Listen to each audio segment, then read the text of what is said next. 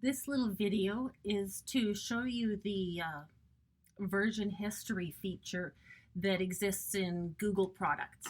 This is such a good thing to know as a teacher. So I'm going to use one of my documents from when I did my master's degree, because the revision history, or now called the version history, shows some interesting things on this one. So if we go into the version history and I ask to see the version history, we have essentially going to appear over here a time machine of all the changes that were made to the document.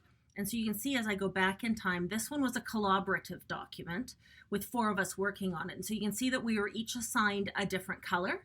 And if we scroll through the document and we go into some of the revisions, we would see Kelly's changes would be in purple, Sandy's would be in green, and mine would be in orange. And it may take a moment to find some of these revisions, but as a teacher, you're probably not going to have a document that is quite this long, but we can see in here where changes have been made and by whom they've been made.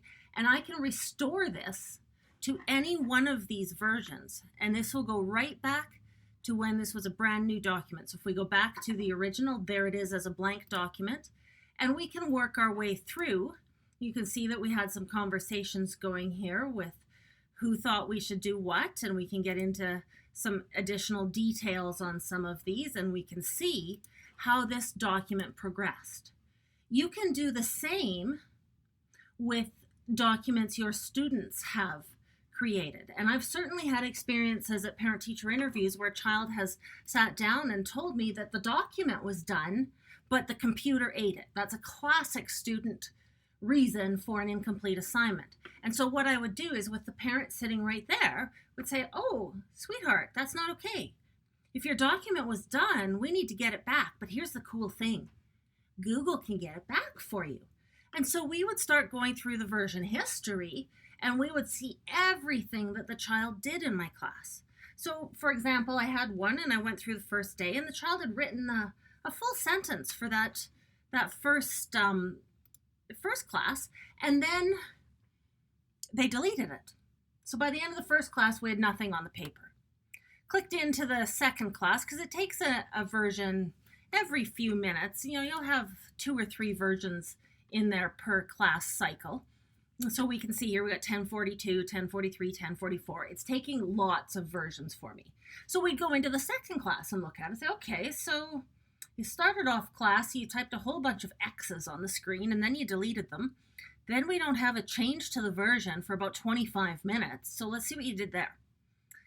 Click on that one, and oh, now you're typing bad words on the screen, but you deleted those too, which was probably a good choice. And at this point, it's safe to ask the child if they wish to continue going through the version history, or if maybe they want to amend the actual situation.